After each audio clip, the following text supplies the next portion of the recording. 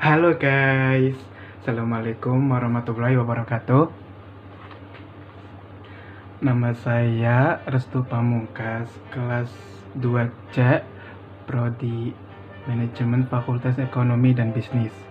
Di sini saya akan mempresentasikan tentang perkembangan demokrasi Indonesia. Arti dan perkembangan demokrasi secara etimologis, istilah demokrasi berasal dari bahasa Yunanis demos, yang berarti rakyat, dan kratos atau kratein, yang berarti kekuasaan. Konsep dasar demokrasi berarti rakyat berkuasa. Demokrasi juga identik dengan teori kedaulatan rakyat.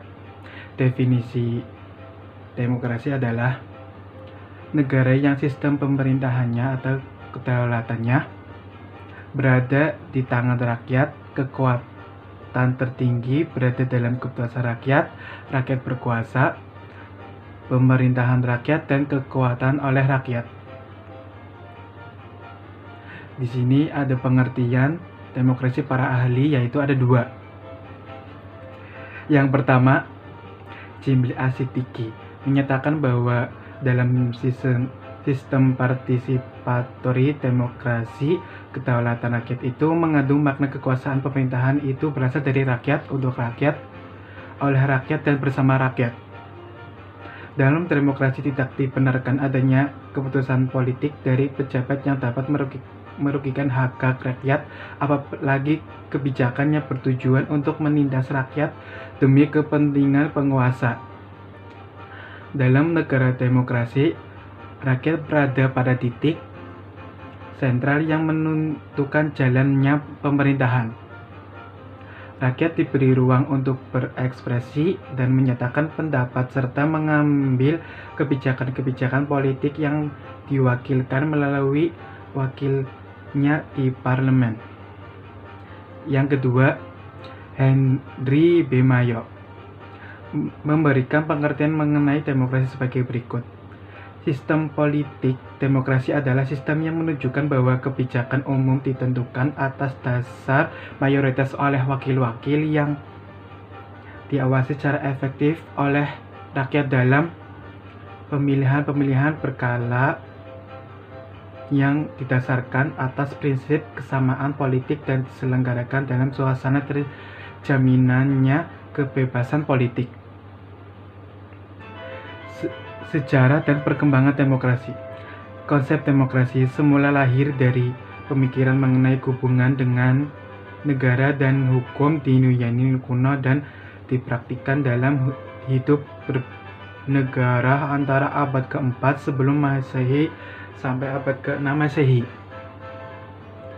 Yang kedua, demokrasi yang dilaksanakan pada waktu itu ialah demokrasi langsung, yaitu seluruh warga langsung terlibat dalam pengambilan keputusan. Yang ketiga, hal tersebut dikarenakan pada waktu itu negara masih sangat sederhana, hanya berbentuk negara kota atau polisi yang penduduknya hanya lebih kurang 300 jiwa. Selain itu, ketentuan-ketentuan demokrasi hanyalah berlaku bagi warga negara yang resmi dan hanya sebagian kecil dari seluruh penduduk. Gagasan demokrasi lenyap setelah bangsa Romawi dikalahkan oleh suku Eropa Barat. Masyarakat Eropa Barat pada abad pertengahan 600 sampai 1400 Masehi dicirikan oleh struktur sosial yang feodal. Kehidupan sosial dan spiritualnya dikuasai oleh paus dan pejabat-pejabat agama, sedangkan kehidupan politiknya ditandai oleh perebutan kekuasaan di antara para bangsawan. Pada abad pertengahan lahir dokumen Magna Carta atau Piagam Besar, yaitu perjanjian antara beberapa bangsawan dengan Raja John di Inggris bahwa raja mengakui dan menjamin beberapa hak dan privileges, dan sebagai imbalan ialah menyerahkan dana bagi keperluan perang, dan lain-lain. Ada dua prinsip dalam Magna Carta. Yang pertama, kekuasaan raja harus dibatasi. Yang kedua, HAM lebih penting daripada kedaulatan raja. Bentuk-bentuk demokrasi. Secara umum, para sarjana membedakan demokrasi ke dalam dua jenis, yaitu yang pertama demokrasi langsung dan demokrasi tidak langsung. Menurut Torres, melihat demokrasi dari dua aspek, yaitu formal demokrasi dan substantif demokrasi. Formal demokrasi demokrasi dalam arti sistem pemerintahan, misalnya sistem pemerintahan parlementer atau sistem pemerintahan presidensil. Yang kedua, substansif demokrasi, yaitu bagaimana proses demokrasi itu dilakukan, misalnya melalui pemilihan umum secara langsung atau pemilihan perwakilan. Di sini ada perkembangan demokrasi Indonesia. Perkembangan demokrasi Indonesia dapat dibagi dalam 4 periode. 4. Yang pertama, periode 1945 sampai 1959, masa demokrasi parlementer yang menonjolkan peranan parlemen serta partai-partai. Yang kedua, periode 1959 sampai 1965, masa demokrasi terpimpin yang dalam banyak aspek telah menyimpang dari demokrasi konstitusional dan lebih menampilkan dominasi presiden dan terbatas peran partai politik serta peran ABRI sebagai unsur sosial politik semakin meluas. Yang ketiga, periode 1966 sampai 1998. Masa demokrasi Pancasila era Orde Baru yang merupakan demokrasi konstitusional yang menunjukkan sistem presidensial. Yang ketiga, periode 1999 sampai sekarang, masa demokrasi Pancasila, demokrasi konstitusional era reformasi dengan berakar pada kekuatan multipartai yang berusaha mengembalikan perimbangan kekuatan antar lembaga negara eksekutif, legislatif, dan yudisial.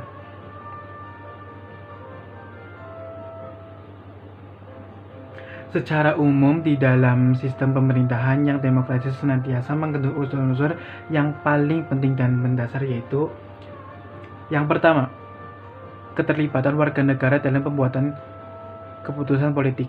Yang kedua, tingkat persamaan tertentu di antara warga negara. Yang ketiga, tingkat kebebasan atau kemerdekaan tertentu yang diakui dan dipakai oleh warga negara.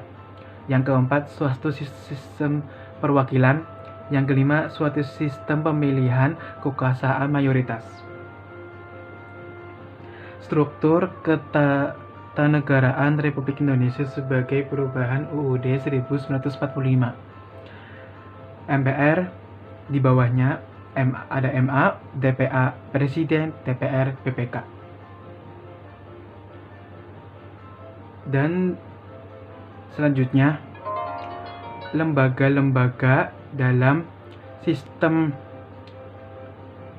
ketatanegaraan menurut UUD Negara Republik Indonesia tahun 1945. UUD 1945, di bawahnya yang pertama PPK, di bawahnya PPK, perwakilan PPK.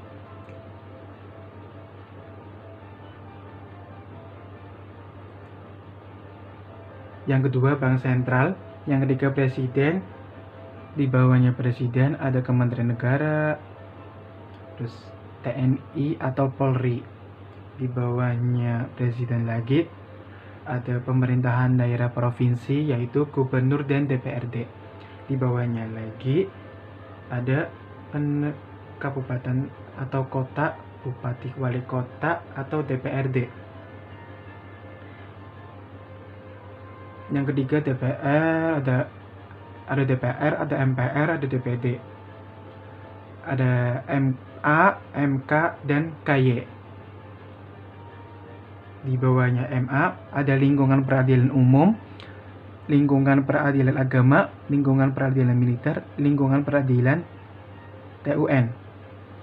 Sekian dari presentasi kami, mohon maaf kalau ada kata-kata yang salah. Dan terima kasih. Wassalamualaikum warahmatullahi wabarakatuh.